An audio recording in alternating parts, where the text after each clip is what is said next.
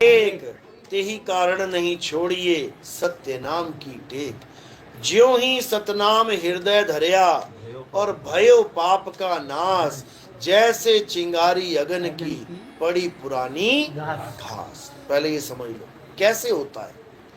कोई कहे कि सतनाम मुझे गुरुजी से मिल गया, अब मेरे सारे पाप खत्म हो गए। और गुरुजी के पाप ना खत्म हो पा रहे हैं। गुरुजी खुद दांतों की दवाइयां खा रहा है, दांत में पायरिया हो गया बेचारे के। गुरुजी खुद बेचारा पुलिस से डंडे खा रहा है, जेल में तारीखें भुगत रहा है। गुरुजी बेचारा खुद भूख लग रही है, रोटी खा रहा है, फिर दस्त लग जा रहे हैं तो बेचारा डॉक्टरों के पास भाग रहा है। ये सतनाम अगर मिल जाए तो फिर पाप खत्म हो जाने चाहिए, सारे कष्ट खत्म हो जाने चाहिए, लेकिन ऐसा नहीं हो रहा है। इसको समझ लो। सत्य नाम ज्यों ही हृदय धरया भयो पाप का नाश। इसका मतलब समझ लो, यानी कि जो भी पाप आज तक तुम कर रहे थे, बकरा खा रहे थे, मुर्गा खा रहे थे, चोरी कर रहे थे, व्यभिचार कर रहे थे, ठगियां मार रहे थे, 2 नंबर के काम कर रहे थे, जैसे ही तुम्हारी समझ में पड़ गई कि सतनाम यानी परमात्मा को, यानी हमारे आत्म स्वरूप को जानना ही हमारा लक्ष्य है, तुम एकदम शुद्ध हो जाओगे। यानी आने वाले जो पाप कर्म थे वो खत्म हो गए, और जो पुराने वाले किए हैं वो कैसे कटेंगे। कर्म आपको पता है कितने प्रकार के होते हैं? 3 प्रकार के होते हैं। एक होता है संचित कर्म। संचित कर्म क्या होते हैं? जो जन्मों जन्मों से संचित है, जो आने वाले जन्मों में भुगतान होने वाला है। एक होते हैं प्रारब्ध कर्म। प्रारब्ध कर्म से क्या बना है? तुम्हारी देह बनी है। तुम काले हो, तुम भैंगे हो, तुम लंगड़े हो, तुम लूले हो, तुम्हारे दिल में छेद है, तुम्हारी किडनियां फेल हैं, तुम्हें पैदा होते ही पीलिया हो गया। ये किसकी वजह से हो गया? प्रारब्ध कर्म से। और एक होता है वर्तमान कर्म, यानी क्रियामान कर्म, यानी अभी आग में हाथ डालो और अभी स्वाद ले लो, कर्म का फल ले लो अभी के अभी। समझ रहे हो?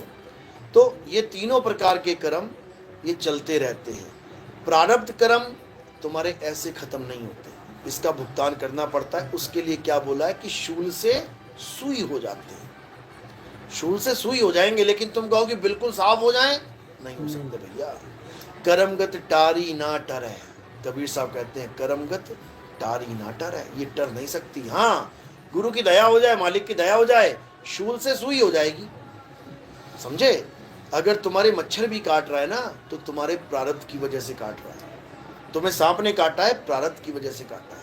तुम्हें कुत्ते ने काट लिया, प्रारब्ध की वजह से काटा है। तुम कहो मैं तो नाम दीक्षा ले लिया है, मैंने तो रक्षा कवच पहन लिया है, रक्षा सूत्र, अब मैं शेर के आगे भी चला जाऊं, सतनाम तो मिल गया है, पुराने सारे कर्म खत्म हो चुके हैं, शेर गर्दन चबा जाएगा, उड़ा देगा तुम्हारी। क्यों? प्रारब्ध कर्म एकदम जागृत हो जाएगा वहां पे। नहीं तो तुम शेर के आगे जा ही नहीं सकते। और तुम शेर के आगे भी चले जाओ और प्रारब्ध कर्म तुम्हारा ऐसा नहीं है कि शेर तुम्हें काटे, तुम्हें सूंघ के चला जाएगा छोड़ के। तुम कहो मैं तो नाम दीक्षा ले लिया है, मैंने तो रक्षा कवच पहन लिया है, रक्षा सूत्र, अब मैं शेर के आगे भी चला जाऊं, सतनाम तो मिल गया है, पुराने सारे कर्म खत्म हो चुके हैं, शेर गर्दन चबा जाएगा, उड़ा देगा तुम्हारी। क्यों? प्रारब्ध कर्म एकदम जागृत हो जाएगा वहां पे। नहीं तो तुम शेर के आगे जा ही नहीं सकते। और तुम शेर के आगे भी चले जाओ और प्रारब्ध कर्म तुम्हारा ऐसा नहीं है कि शेर तुम्हें काटे, तुम्हें सूंघ के चला जाएगा छोड़ के। हमने भी एक वीडियो बनाई है, शेर के साथ बैठ के कुत्ते की तरह सहला रहे हैं उसको। हमारा उसके साथ प्रारब्ध कर्म का कोई नाता नहीं था। इतना नाता था कि हाँ मैं आऊंगा और उसके सिर पे हाथ फेर के चला जाऊंगा, उसने नहीं काटा। समझे? और अगर उसके साथ हमारा कोई हिसाब किताब होता तो जो ट्रेनर होता है शेरों का, उसी को दबोच के मार देता है। जो 10-10 साल से ट्रेनिंग दे रहा है, मूड खराब हो गया तो वहीं पे उसको गर्दन मरोड़ देगा। ये सब प्रारब्ध कर्म होते हैं। अब नाश कैसे हो कर्मों का? कौन से कर्मों की नाश की बात चल रही है? क्या ये वर्तमान कर्मों की नाश की बात चल रही है? आ जाओ तुम किसी भी गुरु से नाम दीक्षा लेके, जप लो, तुम्हारे पास जो भी सतनाम है, अभी आग जलाते हैं, अभी हाथ डालो, कर्म का फल नहीं मिलना चाहिए। सतनाम आ गया ना, अब कर्म का फल नहीं मिलना चाहिए। पुलिस वाले डंडे मारेंगे, दर्द नहीं होना चाहिए। दर्द हो रहा है, इसका मतलब कर्म का फल मिल रहा है। समझ लो। लेकिन वाणी क्या कह रही है कि ज्यों ही सतनाम हृदय धरया भयो पाप का नाश। जैसे चिंगारी अगन की पड़ी पुरानी घास। अब ये जो पुरानी घास है ये क्या है? प्रारब्ध नहीं, ये संचित कर्म है। प्रारब्ध तो तुम भुगत ही लोगे, बिना सतनाम के भुगत लोगे। बिना सतनाम के भुगत के चले जाओगे। इस काया के साथ जो भी होगा वो प्रारब्ध कर्म है, खत्म हो जाएंगे। ये संचित कर्म की तरफ इशारा है, जो काल भगवान लेके बैठा हुआ है। जन्मों जन्म तक तुम्हें उड़ा उड़ा के मारेगा उन इस कर्मों से।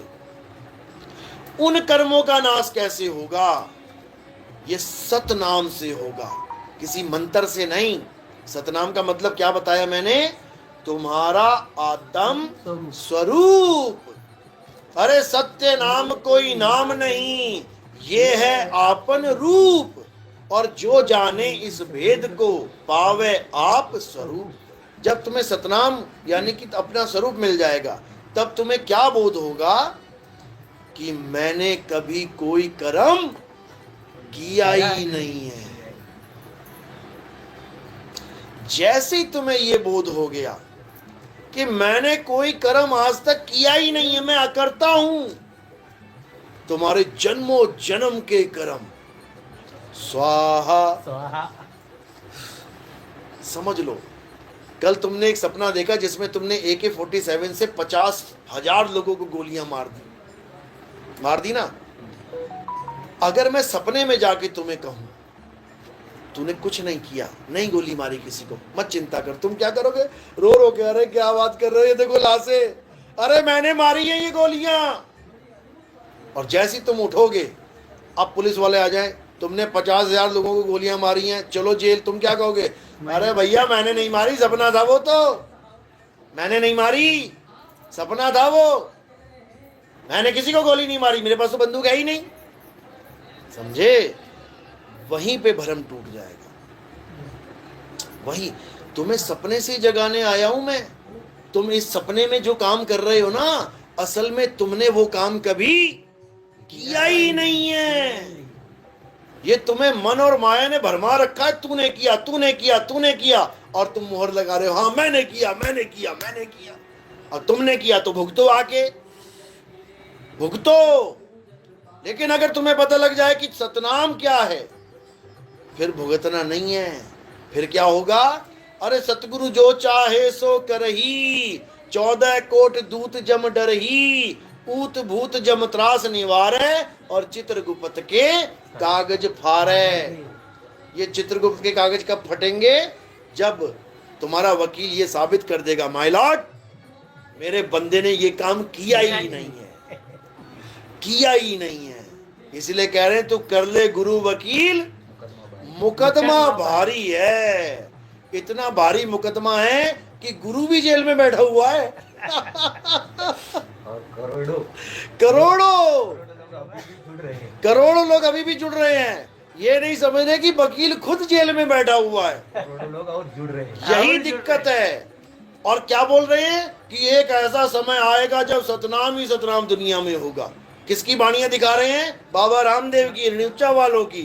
बाबा रामदेव कह रहे हैं कि सतनाम का झंडा पूरी दुनिया में फहरेगा। अरे तुम तो सतनाम को सत्य मानते ही नहीं हो। तुम तो कहते हो सतनाम से मुक्ति होगी नहीं। तुम तो सार नाम सार शब्द भी देते जा रहे हो आगे।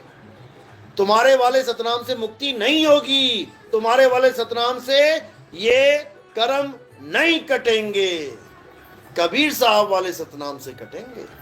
कोटि नाम संसार में एक वाणी, बस कोटि नाम संसार में इनसे मुक्ति ना होए। और हाँ, जान लिया कि आत्म तत्व क्या है।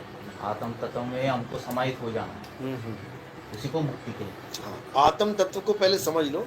आत्म तत्व को जीव मत समझ लेना। जीव तत्व, जीव और आत्मा दोनों में जमीन आसमान का अंतर है। जब हम केवल जीव कहते हैं तो वो उसको हम क्या बोल रहे हैं? सूरत। जीव अनंतो है, सूरत अनंतो है। सूरत कहाँ फंसी है? संसार में। सूरत फंसी संसार में, तासे पर गई दूर। सूरत बांध स्थिर करो, आठों पैर हुजूर। कहाँ स्थिर करोगे? अपने आत्म तत्व में। जब आत्म तत्व में स्थिर हो जाएगी तो ये समा जाएगी किसमें? आत्म तत्व में। अब जीव नहीं रहा वहां पे। अब क्या रह गया? आत्मा सो परमात्मा। अब जीव नाम का खेल खत्म हो गया। जो आप आत्मा और परमात्मा में भेद बताना चाहते हो, असल में वो भेद जीव और आत्मा में है, जीवात्मा और परमात्मा में है। आत्मा तो दोनों के साथ लगाए ना, जीवात्मा परमात्मा, आत्मा दोनों के साथ लगाए। तो आत्मा जो है वो दोनों के साथ लगाए, मतलब आत्मा कॉमन हो गया। जैसे परिवहन मंत्री, राज्य मंत्री, खाद्य मंत्री, प्रधानमंत्री, और जो मंत्री शब्द लगाए ये दोनों के साथ कॉमन है, दोनों मंत्री